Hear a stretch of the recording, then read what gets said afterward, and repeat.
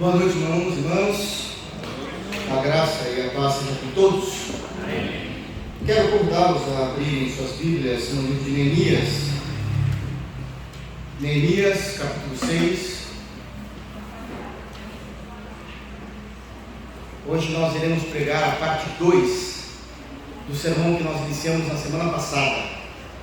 Então nós iremos reler novamente o texto do versos de número 1 a 9, Neemias, capítulo 6, versos de número 1 a 9. E quero pedir aos irmãos também, gentilmente, que após a leitura bíblica, mantenham suas Bíblias abertas para nós analisarmos os textos. Amém? Todos acharam? Diz assim o texto sagrado, verso número 1 do capítulo 6. Tendo ouvido Sanbalate, Tobias, Gesem, o arábio, e o resto dos nossos inimigos que eu tinha edificado o muro, e que nele já não havia brecha nenhuma, ainda que até este tempo não tinha posto as portas nos portais, Sanbalate e Gesem mandaram, dizendo: Vem, encontremos-nos nas aldeias, no vale de Ono, porém intentavam-me fazer mal. Enviei-lhes mensageiros a dizer: Estou fazendo grande obra, de modo que não poderei descer. Por que cessaria a obra enquanto eu a deixasse e fosse ter convosco? 4 vezes me enviaram o mesmo pedido. Eu, porém, lhes dei sempre a mesma resposta. Então Sanbalate me enviou pela 5ª vez o seu moço, o qual trazia na mão uma carta aberta, do teor seguinte: Entre as gentes se ouviu, e Gesem diz que tu e os judeus intentais revoltar-vos, por isso reedificas o muro, e segundo se diz, queres ser o rei deles, e puseste profetas para falarem a teu respeito em Jerusalém, dizendo: Este é rei em Judá. Ora, o rei ouvirá isso, segundo essas palavras: Vem, pois, agora, e consultemos juntamente. Mandei dizer: De tudo que dizes, coisa nenhuma sucedeu. Tu, do teu coração, é que o intentas. Porque todos eles procuravam atemorizar-nos, dizendo: As suas mãos largarão a obra, e não se efetuará. Agora, pois, ó Deus, fortalece as minhas mãos. Amém. Feche seus olhos, vamos orar. Soberano Senhor, em nome de Jesus, nós nos reunimos diante de Ti, por meio unicamente de Cristo, e nos alegramos, Senhor, em Ti, nos alegramos em Te adorar, nos alegramos em celebrarmos o Teu santo nome, nos alegramos na comunhão dos santos, nos alegramos no perdão dos pecados que há por meio da obra perfeita de Cristo, nos alegramos no Evangelho de Jesus.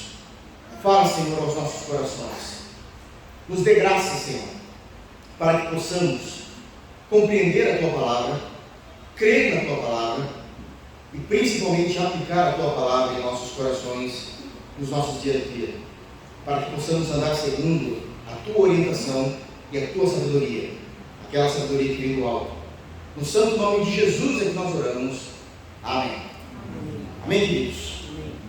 Fazendo um rápido resumo daquilo que falamos na semana passada e até mesmo no contexto geral, nós sabemos que Neemias tem enfrentado grandes dificuldades quando ele retorna da Pérsia, agora a Pérsia, então Babilônia, nessa terceira e última caravana do retorno do povo de Deus do cativeiro babilônico, voltando à terra que Deus tinha dado a eles e que tinha prometido a eles lá nos tempos de Abraão, em Gênesis capítulo 12. É muito tempo de história que nós temos entre Gênesis 12 e Neemias capítulo 6. Nós estamos falando de um período pós-exílio. Após Neemias, só há mais alguns poucos profetas e já inicia-se, os 400 anos de silêncio, o Novo Testamento. Então significa que nós estamos no final, de fato, do Antigo Testamento e da Antiga Aliança, quando nós pensamos em termos cronológicos de história. E o que é que está vendo aqui? O tempo todo, oposições. E é justamente sobre isso que eu quero falar com os irmãos no dia de hoje. Como enfrentar as oposições em nossas vidas. Como enfrentar as oposições em nossas vidas. Nós sabemos que as adversidades que já tinham se levantado para com o ministério, para com a vida do povo de Deus e para com o ministério de Neemias, é algo muito notável. No capítulo 5, nós temos um outro problema, uma nova forma de adversidade. Enquanto do capítulo 1 até o capítulo 4, as adversidades são externas, no capítulo 5 surge um novo tipo de adversidade, que são as adversidades internas, problemas internos de pecado dentro do povo de Deus. E ali também já explicamos, já fizemos a exposição, entendemos, e Deus agiu no meio do seu povo com graça, com misericórdia, trazendo arrependimento, principalmente ao coração dos nobres, que eram os que estavam atrapalhando a condução do povo de Deus. E inicia-se então o capítulo 6, que nós iniciamos a pregar na semana passada.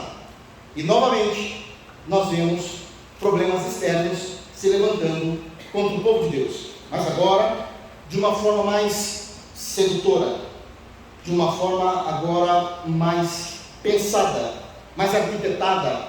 A maldade não está necessariamente ligada àquela violência e à barbárie que nós estamos acostumados a ver, da forma como os povos queriam atacar o povo de Deus, mas existia uma arquitetura mais silenciosa e tentando ganhar o povo de Deus com aquilo que o brasileiro conhece muito bem, que é um papo, com a maneira de falar, de forma licenciosa, o tempo todo.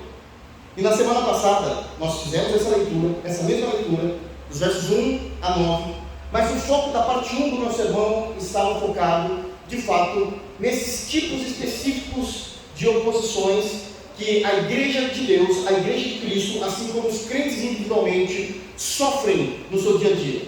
E apenas relembrando de forma muito rápida, porque já falamos isso na semana passada, nós teremos aqui algumas lições muito importantes. Uma delas é que as adversidades, elas são constantes o tempo todo, elas são interinas muitas das vezes. Uma outra lição que nós vimos nesse texto é aquele comportamento enganoso de falsa amizade, que isso começou a surgir no meio do povo no capítulo 6, para que pudessem atrair o povo e destruírem principalmente a vida de Neemias. Também observamos a maneira como eles queriam agir de forma licenciosa. Observamos também que em tudo eles falavam mal do povo de Deus. Eles não conseguiam fazer uma distinção daquilo que era bom ou ruim. Os opositores sempre irão somente enaltecer e falar mal em aspectos negativos. O tempo todo nós vimos isso. E por último, no versículo 9, me lembro, principalmente na parte A do versículo, isso é, na primeira parte do versículo número 9, a maneira como agora eles queriam, uma expressão bem popular, tocar o terror no meio do povo de Deus, deixando o povo de Deus abalado. Então a primeira parte do sermão se baseava realmente nessa nova estratégia, nessa nova tática que os inimigos tinham para com o povo de Deus e principalmente com a liderança de Neemias. Hoje nós lemos os mesmos versos número 1 a 9, e eu quero trazer uma releitura diferenciada, não agora focando nas oposições, mas eu quero focar em como enfrentar essas oposições, a maneira que o texto nos ensina a respeito disso. Mas aqui eu já quero trazer aqui a título de introdução uma palavra que precisa ficar muito guardada em nossos corações. Se nós não tomarmos cuidado com aquilo que a palavra de Deus está dizendo e olhando o texto de fato com aquilo que o texto é, palavra de Deus, a geração que nós vivemos, o momento da história que nós vivemos, nós iremos olhar para Neemias como alguém arrogante. E isso é muito triste, porque de arrogante Neemias não tem absolutamente nada. Mas no meio de uma geração, no século 21, no Ocidente, em que você não pode falar nada, em que o mimimi é enaltecido, muitos cristãos olharão para a postura de Neemias e vão dizer: não é possível que ele está agindo dessa forma. E sim, ele está. Porque Deus não segue uma agenda ideológica. Deus não segue uma agenda política. Deus não segue uma agenda onde a gente faz a política da boa vizinhança. O povo de Deus segue a lei de Deus, o Evangelho de Cristo. E nós precisamos retornar a essas compreensões. fato ele vai agir de algumas formas que hoje, com as respostas que ele dá, a maneira como ele se comporta, possivelmente, estou sendo bem educado aqui, possivelmente, ele seria taxado pela própria igreja, pela maneira como ele se posiciona. Ainda a título de introdução, na maneira como ele vai lidar, enfrentar essas oposições, um aspecto diferente eu quero abordar com os irmãos. Ainda sempre, no seu papel de liderança, todas as vezes, até o capítulo 6, todas as vezes, exceto o capítulo 6 aqui, que Neemias começa a agir dentro da sua compreensão de sua função como governador civil, um cargo dado a ele pelo próprio Deus. Ele sempre, na sua liderança, aparece instruindo o povo ou dando exemplo. Lembra-se quando ele chega em Jerusalém, ele fica quieto, é aquele exemplo que a gente está vendo. Não é algo que ele está fazendo de forma falada, ensinada. Nós conseguimos perceber o comportamento dele. Ou então está instruindo o povo. Mas agora, mexeram com ele mesmo, com a pessoa de Neemias. Tanto Tobias, Sanbalat, Gesem estavam agora, de fato, tentando o seduzir o tempo todo, mandando pessoas falarem diretamente com ele, não era com o povo. Enviaram carta para ele, não para o povo. E é a primeira vez que, como líder, ele vai agir por ele mesmo, pela sua própria pessoa, com foco no povo de Deus. É verdade. Mas ele vai agir dentro do seu cargo, da sua função, e sabendo quem ele é. Então isso é muito importante para nós, porque isso também vai nos ensinar a liderarmos a nossa própria vida. A liderarmos a nossa própria vida.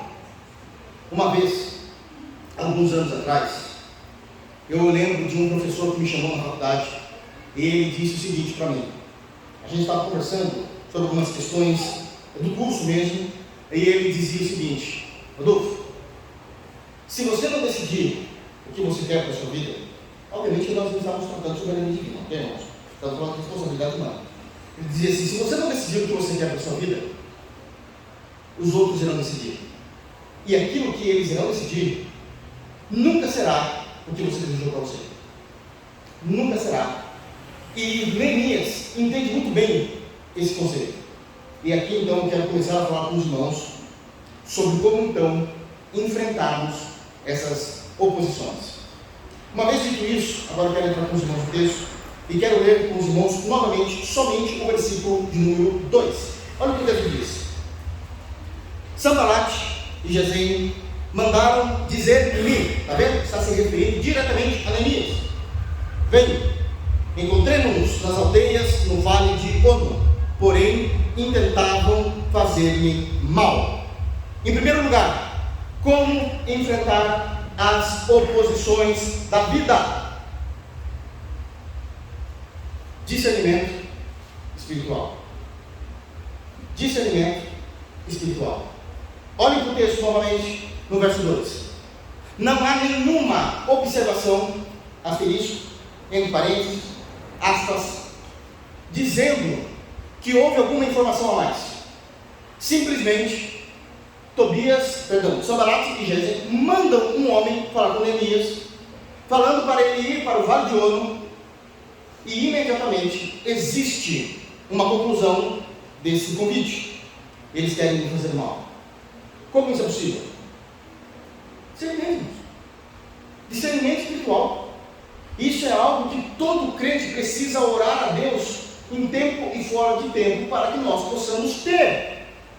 Nós somos povo de Deus e precisamos andar segundo os olhos do Espírito, para que possamos ter compreensões de coisas que, por vista, nós não temos isso claramente. O que é discernimento espiritual? É a capacidade do crente em Jesus distinguir, discernir as intenções do coração daquele que está falando-nos algo, propondo algo, nos vendendo algo, nos convidando a algo, dando alguma informação sobre isso, capacidade de discernirmos as motivações do porquê tal pessoa está fazendo isso. O que ele quer com isso?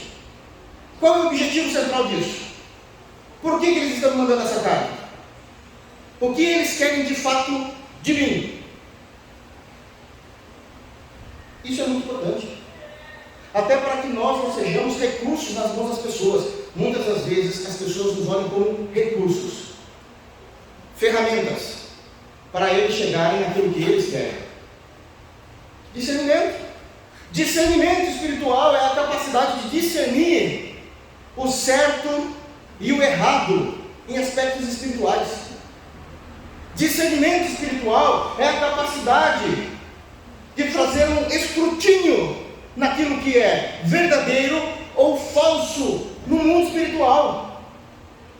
E isso é algo que o povo de Deus, quer na antiga aliança, quer na nova aliança, sempre demonstraram uma preocupação em termos. E é evidente que agora fica uma pergunta: pastor, como é que nós conseguimos isso? Como é que nós conseguimos de fato ter em nós discernimento espiritual? E eu quero trazer aqui aos irmãos 2 exemplos claros de como obter e viver através de discernimento espiritual. Um de forma mais racional e outro de forma sobrenatural. Em primeiro lugar, de forma racional. Abra, por favor, em Salmos 119, por gentileza. Salmos de número 119. E eu quero ler com os irmãos dos versos 97 a 99.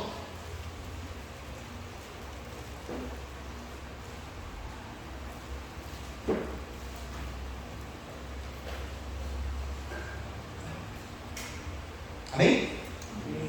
Olha o que diz o texto. 97.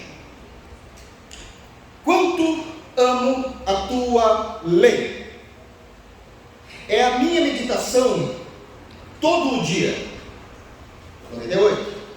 Os teus mandamentos me fazem mais sábios que os meus inimigos, porque aqueles eu os tenho sempre comigo.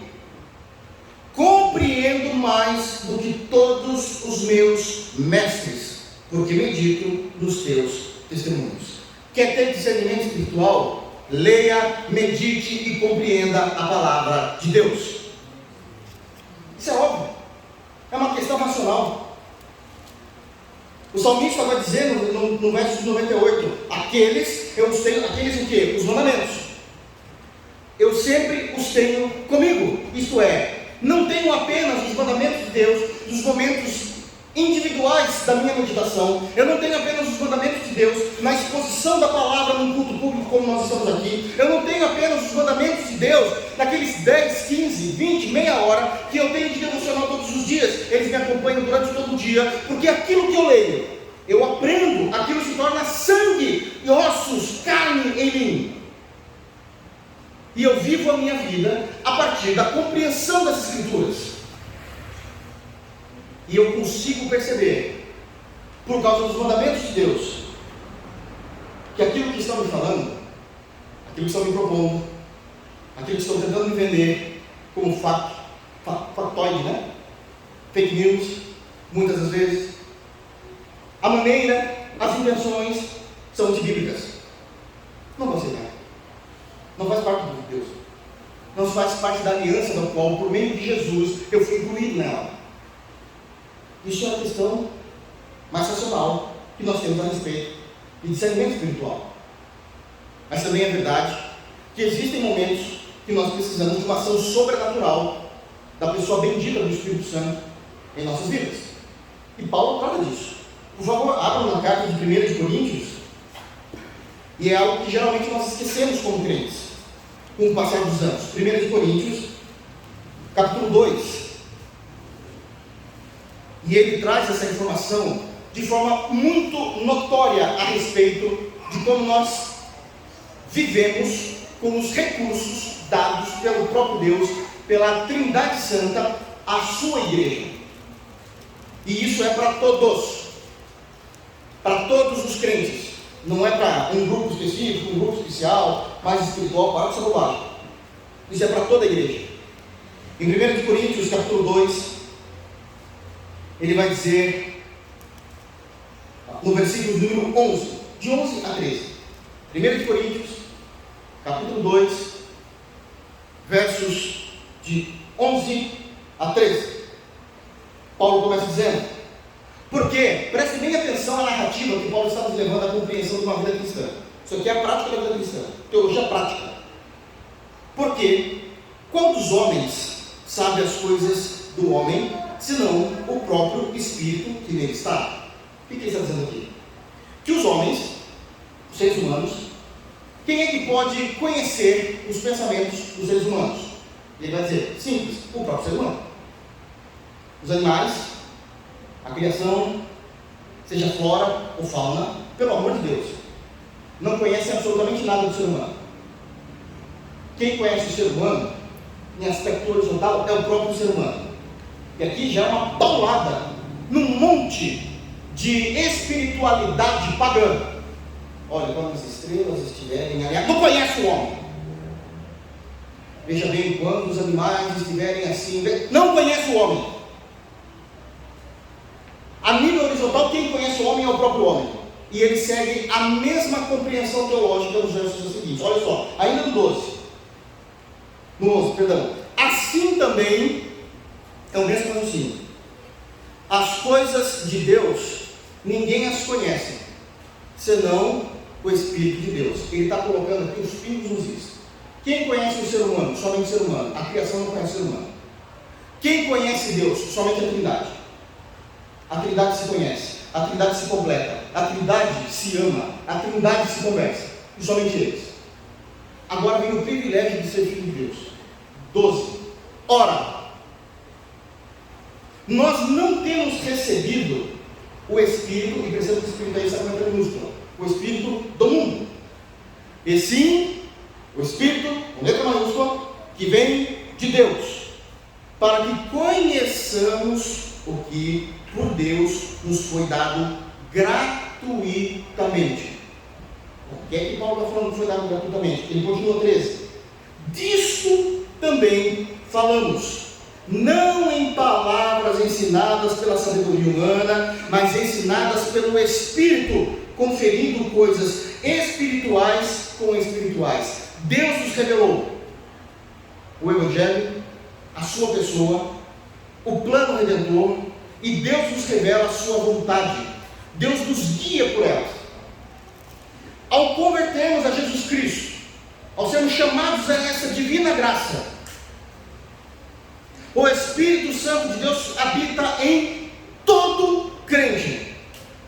E ao habitar no crente, ele nos revela coisas espirituais. Está falando de novas revelações. Olha, Deus manda dizer isso aí é bobagem. Isso não existe. Mas começa a nos mostrar, de fato, o Evangelho e questões espirituais já descritas na palavra. A ponto de agora, este convertido ao Evangelho consegue, no final do versículo 13, fazer o quê? Conferir as coisas espirituais com espirituais. Isso é discernimento espiritual. Nós conseguimos. Qual o problema da igreja com relação a isso? É que a gente não perde isso. A gente não fala, Senhor, me ajuda a conferir isso de forma espiritual.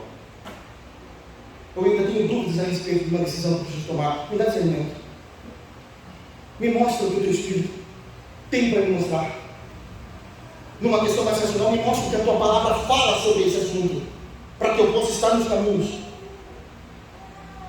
Como é que foi possível Neemias negar de primeira um convite, afirmando porque ele estava negando? Eles querem me fazer mal. Discernimento espiritual. O Espírito de Deus estava sobre Neemias.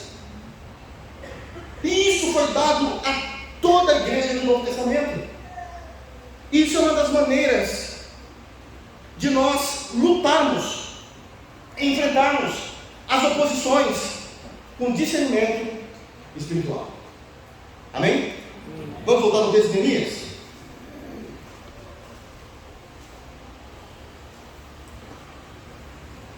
Agora eu quero ler com os irmãos o versículo número 3, nós lemos 2. Ainda observando como enfrentar as oposições. Como é que Neemias fez isso? Enfrentando toda essa oposição ferrenha sobre ele. E a resposta de Neemias, então, sabendo que ele iria, já negando, o convite de ir para o Vale de Ono, ele diz, verso 3: enviei-lhes mensageiros a dizer: estou fazendo grande obra, de modo que não poderei descer. Por que cessaria a obra enquanto eu a deixasse e fosse ter convosco? Segundo lugar, como enfrentar as oposições. E agora presta bem atenção. Sabendo lidar com oposições. Enfrentar oposições é uma coisa, saber lidar é outra. Deixa eu dar um exemplo. Quando a gente era mais jovem mesmo, criança, a gente vai para a escola, tem aquela garotada que está 2, 3 anos na frente da gente, na escola. Uma coisa é você ser aquele baixinho, que sabe que pensa, não sabe brigar, e vai mexer com o cara lá, que já está se formando no ensino médio. Enfrentar sem frente, lidar com isso você sabe, já apanhar. São duas questões diferentes. São duas questões totalmente diferentes. E agora Neemias vai dar um show de bola de como saber lidar com as oposições.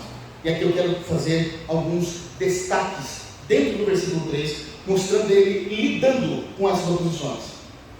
O primeiro destaque que eu quero deixar no versículo 3, em como ele lida com essas oposições, está: enviei-lhes mensageiros a dizer: estou fazendo grande obra, essa frase aqui, de modo que não poderei descer. Qual é o destaque que ele está dando aqui? Oposições não podem nos parar.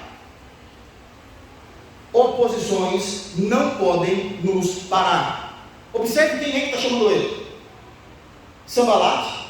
O Tobias não aparece aqui no texto, só aparece nos outros textos. E Gesem. Todos eles tinham suma importância e influência na sociedade em que eles viviam. Governavam daquele lado do Eufrates. Nós já sabemos disso, o texto já falou isso no início de Neemias, lá nos capítulos 1, 2 e 3. São pessoas de autoridade, mas cruéis, enviados do diabo. Mas são pessoas da sociedade de influência, de autoridade. O que é que Neemias estava fazendo? Com todo o respeito do mundo, eu estou falando isso. Mas é que eu quero trazer isso numa realidade muito clara, como se Neemias estivesse na nossa frente agora. Neemias está sentando tijolo. Porque ele está reconstruindo o mundo. As autoridades se uniram e falaram: quero uma reunião com você. Ele está lá com a mulher, com todo o respeito do mundo, passando cimento, assentando tijolo e fala assim: não vou parar. Não vou. Geralmente a gente olha para as coisas e dá uma certa grandeza para outros personagens bíblicos. Geralmente Neemias não aparece nos nossos personagens bíblicos preferidos. A gente vê a grandeza dos Salmos de Davi, a amizade profunda de Deus com Abraão. Nós vemos Paulo, pelo amor de Deus, e falar de Paulo. Neemias de ajudar. O que Neemias está fazendo? Assentando no tijolo. Ele fala: nada para perguntar. As oposições não podem me parar. Dentro desse destaque, eu quero fazer aqui algumas informações importantes. Não pode parar no quê? Primeiro, não pode nos parar no trabalho do reino de Deus. As oposições não podem nos parar no trabalho do reino de Deus. O que é que Neemias estava fazendo? Construindo um muro, juntamente com todo mundo. Para que ele estava construindo um muro? Para a glória de Deus, para a proteção da cidade. Uma coisa que muitas vezes é vista de forma tão simples, mas aquilo tinha um valor. E eu não vou parar. As oposições não podem parar o reino de Deus. Jesus nos diz em Mateus capítulo 13, a partir do versículo 31, dizendo o seguinte: porque o reino dos céus é semelhante a um grão de mostarda que um homem saiu a plantar no campo, sendo ela, na verdade, o menor dos grãos. Todavia, ela agora crescida se faz árvore, de modo que as aves dos céus vêm se aninhar em seus galhos. Isso é o reino. Trabalho simples, pequeno, que todo mundo está falando com um grão de mostarda, mas que o resultado disso é grandioso. Se forma do menor grão uma árvore frondosa, com uma copa gigantesca, a ponto das aves dos céus virem de todos os lugares e se alinharem nessa árvore. O serviço que você faz para Deus, por mais pequeno que seja, um dia trará resultados. Pessoas descansarão nesse serviço, vindo do Oriente e do Ocidente, como as aves dos céus, e encontrarão descanso nessa árvore frondosa, que é o reino de Deus, que numa perspectiva humana era um grão de mostarda. Mas porque Neemias não parou, o povo foi protegido, o império foi deposto, Israel se tornou soberano, Jesus Cristo nasceu. As oposições não podem parar o reino de Deus. Precisamos continuar, ainda que seja como um grão de mostarda. Terá resultados grandiosos, porque isso aqui tem um dono. Jeová é o dono de tudo isso daqui, e nós confiamos nele. Nós confiamos nele. Ainda dentro desse destaque, Neemias está ensinando que as oposições não podem nos parar. Não podem nos parar de realizar o reino de Deus. Segundo destaque, ou subdestaque. O reino de Deus precisa continuar, mas as oposições, prestem atenção, não podem parar a minha vida para conosco. Uma coisa é pensar no formato do reino, outra coisa é pensar na individualidade da minha fé. As oposições, isto é, o agente ativo dessa terrível relação é a oposição. Essas oposições não podem parar a minha vida de fé em Jesus. Não podem. Não deve existir a mínima possibilidade. A gente avança, a gente continua, a gente vai em frente. Estão batendo, estão perseguindo, tem dificuldades, tem tribulações. Como é que a gente lida com isso? Com a palavra.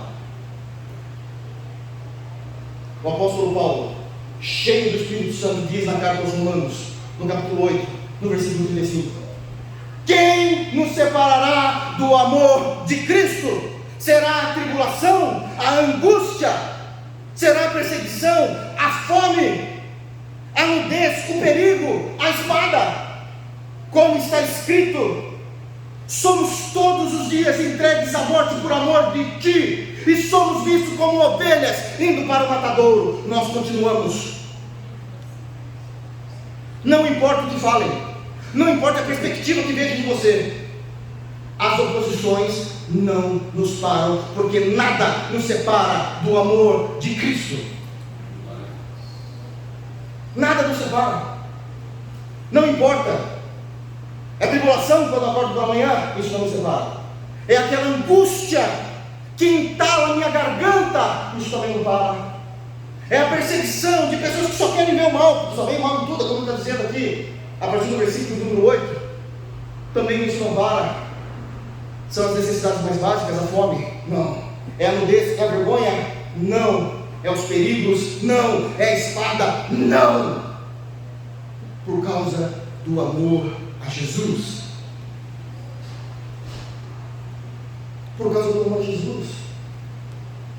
Neemias está dando um show de informações de como lidar com as oposições. E lidar é uma forma de enfrentar as oposições. As oposições não podem parar o reino de Deus. As oposições não podem parar a minha vida em Jesus. Terceiro, eu agora como agente ativo, não é mais as oposições. Eu não devo parar a minha vida por causa dos outros. É o que ele está fazendo. Estou acertando tijolo, não vou parar. Não vou. Não vou. São três aspectos que pode soar como arrogância. Olha o que está falando. Qual é a importância dele estar sentando tijolo? Num aspecto social? Sabemos, não tem tanta importância assim. Mas ele sabe para quem ele está fazendo. Ele sabe o que isso significa. Então o reino de Deus vai parar. As oposições não vão parar a minha vida em Jesus. E eu também, como agente ativo da minha vida, não irei parar por causa dos outros. E quem nos ensina isso de novo é Paulo, mas agora na carta aos Filipenses, capítulo 3, versículo 13, ele diz assim: irmãos, quanto ao mais, não julgo que eu haja alcançado, mas uma coisa faço, esquecendo-se das coisas que para trás ficam e avançando para as que estão diante de mim, prossigo para o alvo, para o prêmio da soberana vocação de Deus em Cristo Jesus. Isso é de suma importância. Olha o que ele fala. Ele também tem medo de ser arrogante. Ele diz: irmãos, então uma coisa eu faço, não que eu haja alcançado, não sou perfeito, não estou ainda revestido de glória, não sou melhor do que ninguém, mas eu sei a minha posição. Estão falando? Eu deixo isso para trás e avanço para o alvo. Qual alvo? Tem um prêmio escondido em Cristo, que é a soberana vocação de que Ele me elegeu para ser filho de Deus, e eu vou até o fim. Não vou parar por causa dos outros, porque se nós não escolhermos aonde queremos estar, as pessoas irão escolher, e nunca será o que nós queríamos para nossas vidas. Isso é de suma importância. É o que ele ensina. As oposições, saber lidar com a oposição, enfrentar a oposição, é saber lidar. Uma das maneiras de lidar, que é o destaque, simples: as oposições não podem nos parar, não param nem Deus, as oposições não param a nossa vida com Jesus, e nós não paramos por essas pessoas. Mas o texto 3, no versículo 3, traz mais informações. E nisso, no versículo 3, enviei-lhes mensageiros a dizer: estou fazendo grande obra. Não vou parar. Sabe que não? Estou sendo um tijolo, rapaz. Não tem mais nada importante nessa vida nesse momento. Isso é uma grande obra. E aqui está nos ensinando o seguinte: como lidar com as oposições? Valorize aquilo que é feito para Deus de forma fiel e íntegra. Valorize. Isso aqui é grande obra. Não é qualquer coisa. Isso aqui é sério. Não estou aqui como um moleque brincando. É o que Neemias está dizendo. Isso é seríssimo. Queridos, nós precisamos dar valor àquilo que nós fazemos para Deus, e precisamos dar valor ao ministério que Deus nos encarregou. Nós precisamos saber dar valor àquilo que nós fazemos para Deus, que não necessariamente é um ministério, mas estamos fazendo o reino, desde a coisa mais simples à mais complexa. E precisamos saber dar valor ao ministério que Deus entregou em nossas mãos, e não deixar ninguém menosprezar. O profeta Zacarias, no capítulo 4, no versículo 10, diz: ninguém despreze o dia das pequenas coisas, porque é assim que Deus começa. Está no texto bíblico. É uma maneira de lidar com isso. Deixa eu falar uma coisa, irmãos. Na nossa realidade, não da Neemias, mas na nossa realidade, a gente vive na era digital. E dentro da era digital nós temos as mídias. E eu não estou dizendo que isso é culpa das mídias. Não necessariamente. Tem o seu peso de culpa, mas não vamos lembrar das mídias agora. O problema é o coração humano. Tudo nos dias de hoje, tudo, eu vou repetir, vocês estão entendendo? Tudo é tudo, que se refere ao cristianismo bíblico, nós conseguimos encontrar nas mídias hoje. E quando a gente encontra, o ser humano é estranho. A gente quer fazer comparações. Vou começar por mim. Se você procurar nas mídias, se eu procurar nas mídias, eu vou encontrar ministérios pastorais mundiais, enormes, pastores que pregam para as multidões, estádios fechados, suas agendas são lotadas, e aparece uma vez por mês na sua igreja, talvez lá para a ceia do Senhor. Sua agenda não tem mais lugar para nada. Se alguém convidar, A assessoria dele diz assim, no nosso caso agora aqui, olha, agora só para 2025. Para você ter uma ideia. É isso, né? Lotado de gente. Quer trazer alguém, não consegue. É difícil. As pessoas conhecem ele no mundo todo. Suas pregações são dubladas em vários idiomas. Eu vou falar uma igreja pequena, no interior de São Paulo. Mas não é assim isso. Foi de todas as esferas do cristianismo. Se você procurar nas mídias, você vai ver grupos de louvores, misericórdia de Deus, magníficos, monstruosos, equipamento primeiro, os melhores músicos, as melhores vozes, sabem nadar nas notas musicais. Muitas vezes você olha e fala, poxa, mas quando eu vejo isso, quem sou eu? O que é que eu estou fazendo para Deus? Porque a gente tem o desprazer de comparar. Às vezes nós olhamos, procuramos nas mídias e também encontramos congressos volumosos, enormes, de Deus, de homens de Deus, sérios, com uma estrutura inimaginável. Muitas vezes a gente fala, nossa, e na nossa comunidade? E na nossa comunidade? Nós precisamos aprender a valorizar as coisas que Deus deu em nossas mãos. Neemias estava assentando o tijolo. Eu estou fazendo uma grande obra, porque é ali que Deus tinha colocado ele. Deus poderia ter feito de Neemias, se ele quisesse, antes da fundação do mundo, na sua soberania, o que Abraão foi, o que Paulo foi, o que Davi foi. Mas Deus queria Neemias no mundo. Deixa eu falar uma coisa para vocês. Ainda que aquilo que você faça para Deus seja minúsculo, pequeno aos olhos dos homens, ou ainda que o seu ministério seja algo pequeno, de um grupo pequeno, de uma igreja pequena, se é de Deus, honre. Se Deus colocou na sua mão, honre.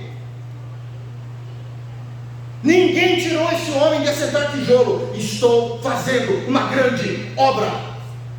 Sabia valorizar. Isso é seríssimo.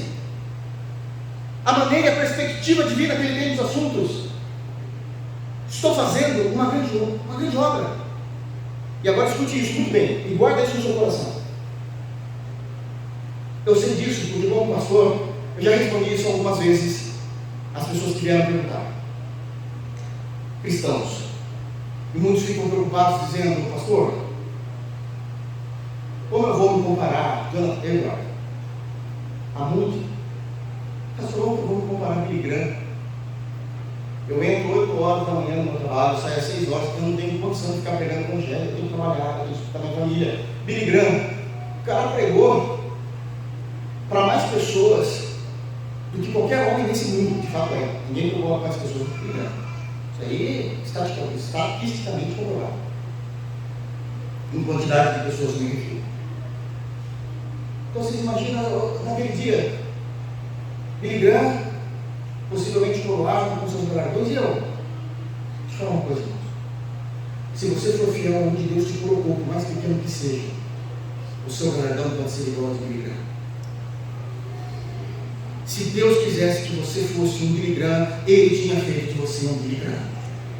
Se Deus colocou você na sua função, na sua área, e com essa ajuda, e Deus vê em você fidelidade e amor a Cristo, o galardão é o mesmo, porque Deus te colocou lá. Deus te colocou. Estou fazendo uma grande obra.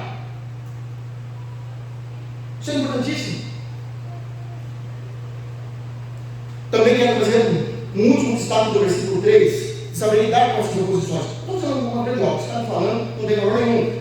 Um terceiro destaque, e agora na parte final do versículo número 3, ele diz: isso aqui é uma zombaria, não?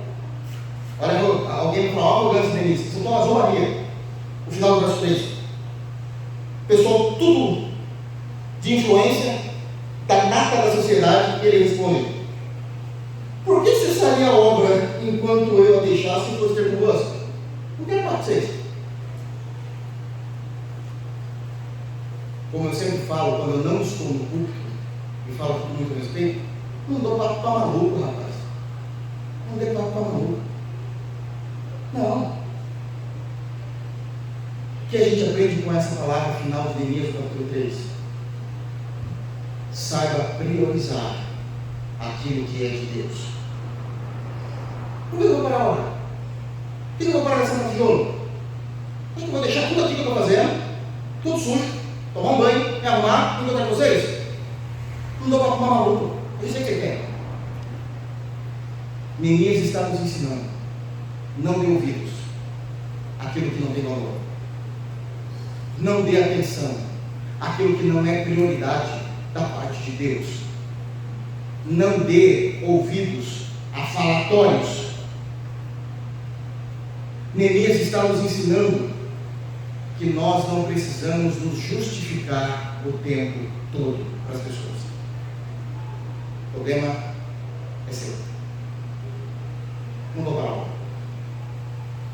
Nós não precisamos. A grande questão é que se justificar é algo que a gente precisa saber lidar por causa da maturidade. E não adianta a gente falar que a gente é maduro ou não. Isso aí é o tempo, não é o tempo que faz, mas o tempo nos mostra se somos maduros ou não. Isso é difícil. Se eu fosse responder a cada coisa que fala, é para você. Talvez os homens de Deus fossem parar o tempo todo. E a gente vai, como diria meu avô, a gente vai ficando casca grossa. A idade vai nos moldando. A idade vai fazendo a gente ter, não uma percepção teológica diferente, mas uma percepção da vida diferente. Isso é natural, isso é biológico. Isso é maravilhoso. A gente aprende ouvindo muitos irmãos também. Vou falar uma coisa aqui que eu nunca vi sobre mim. Nunca vi isso. Às vezes as pessoas acham que nos ouvidos, né? O irmão Marcos sempre fica quietinho ali. Sempre tenta ser ético, quieto na dele, não aparece muito. Mas aquele homem, de tempo em tempo, ele espera todo mundo, vocês não sabem disso, eu estou contando agora, na frente dele. Ele espera quase todo mundo ir embora. Eu estou lá na porta, ele me pega e fala assim: vem cá, como é que você está? Estou mentindo? O que você está sentindo? Você está estranho? Deixa eu falar uma coisa para você. Eu cansei das, não foi uma, duas, três que ele falou para mim. Ele me chamava, ele olhava nos meus olhos e disse assim: o seu problema não é o conhecimento bíblico e não é o seu chamado pastoral. O seu problema é que você é muito novo ainda. É isso? Esse é o seu problema. Tem muita coisa que você não conhece ainda. Por isso que você está levando para o lado. Por isso que você erra. Não é por falta de conhecimento, é maturidade. Quando eu te respondi, irmão? Nunca. Eu achava a cabeça e falava: amém. Amém. Nunca falei isso para ninguém. Eu falei: não aprendi agora. Mas ele faz isso com amor, porque ele encerra sempre dizendo assim: mas fique em paz. Eu e a Tirce, como diz, esposa dele, todo dia a gente ora por você. Para que Deus te dê graça. Para que Deus te dê força. Isso anima a gente no ministério. Saber que tem pessoas orando por nós. E a gente vai aprendendo com a maturidade. Mas tem que ele não faz isso. Daqui a pouco ele já me pega, irmão. Mas é com amor. Eu me lembro de um pastor que hoje já está com o Senhor. Com certeza está com o Senhor. Uma vez ele falou o seguinte: Rodolfo, não se preocupe em se justificar tudo para as pessoas. Deixa Deus mostrar que Ele é com você. Na hora você tem orgulho. Não, eu vou mostrar a Bíblia. Não entra em tudo isso não. Não responda tudo não. Deixa Deus mostrar que Ele é com você. Ele vai moldando todo mundo, Ele moldou Davi. Davi era um serelepe terrível. Foi o nosso coração de Deus. Abraão mentiu. Deu a esposa do rei. Calma, cresceu depois. Tudo tem seu tempo. E às vezes a gente é jovem dinâmico, né? Eu gosto de todos esses dias assim. A gente é jovem dinâmico, a gente quer, tá bom, entendi. Ele não quer papo com maluco, eu não vou justificar, eu não vou ir. Por que eu vou parar de assentar de novo, que é uma grande obra, para ir falar com pessoas da alta nobreza da outra sociedade. Você não sabe tirar. Sabendo lidar com opositores. Terceiro lugar, versículo 4. 4 vezes me enviaram o mesmo pedido. Eu, porém, lhes dei sempre a mesma resposta. Os inimigos, eles insistem. Mandaram a primeira vez, lá no verso 12, ele falou não. Mandaram depois 4 vezes seguidas. 4 vezes. O que é que Neemias está nos ensinando em enfrentar as oposições? Firmeza na minha posição diante de Deus. E as 4 vezes eu neguei. Foi a mesma tática que Dalila usou para com Sansão. Você me ama? Te amo, claro que te amo. Claro que te amo. Então fala qual é, de onde provém a fonte da sua força. Aí ele vai lá, brinca um pouquinho.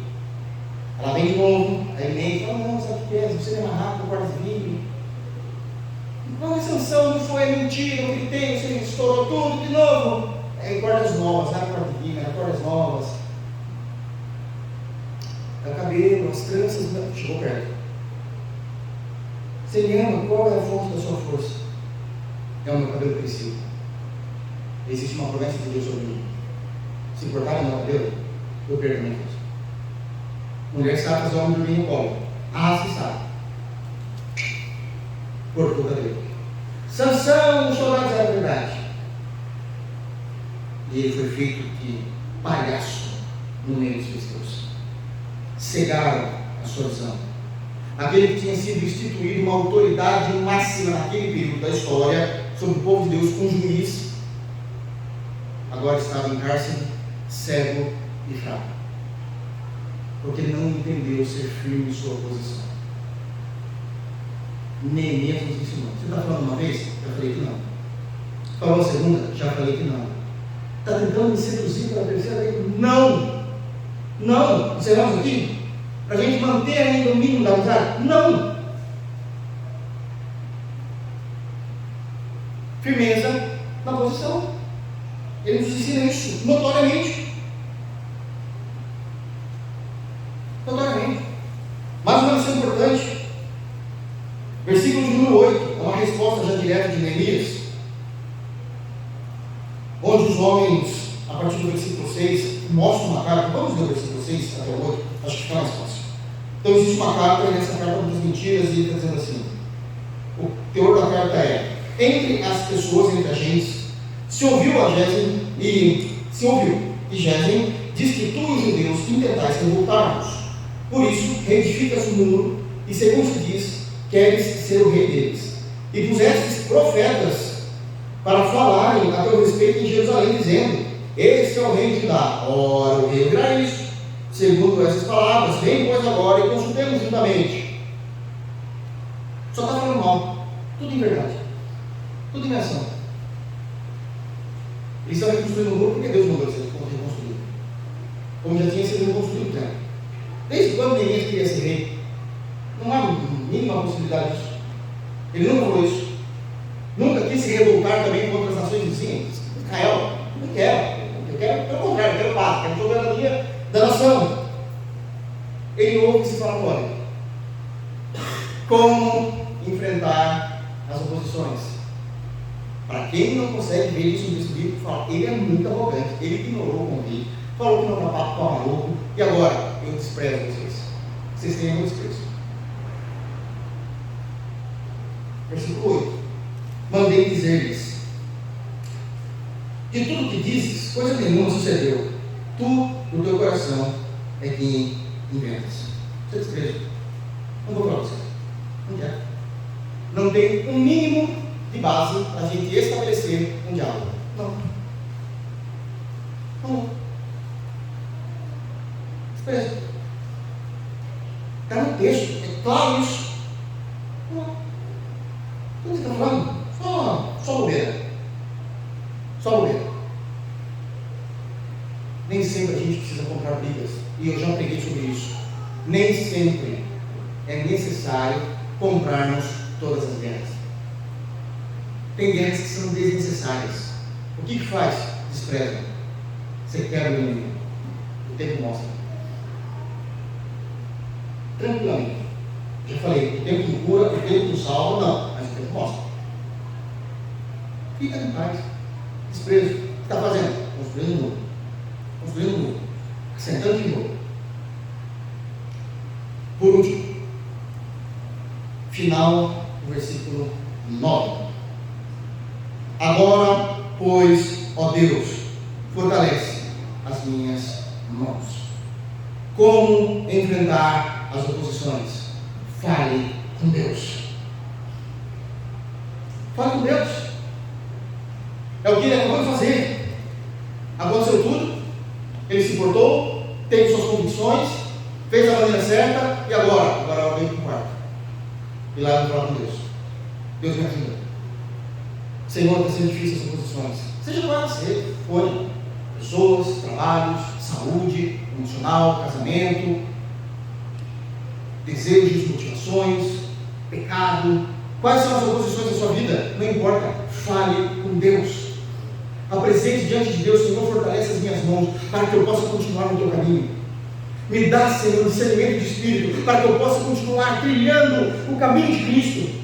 Para que eu não me desvie nem para a direita nem para a esquerda, para que eu possa ficar firmado em Ti, para que eu possa continuar produzindo frutos do Teu reino, para que as pessoas possam ver a graça e sentir o perfume de Cristo em mim. Fale com Deus, ainda que seja difícil, ainda que seja perseguições, tribulações, fogo, nudez, perigo, espada. Fale com Deus. Deus é um bom refúgio em tempo presente. Fale com Deus. Apresente diante de Deus. Se derrame diante de Deus. Eu preciso, Senhor, da tua ajuda. Eu preciso do teu milagre. Eu preciso do teu socorro. Eu preciso da tua graça.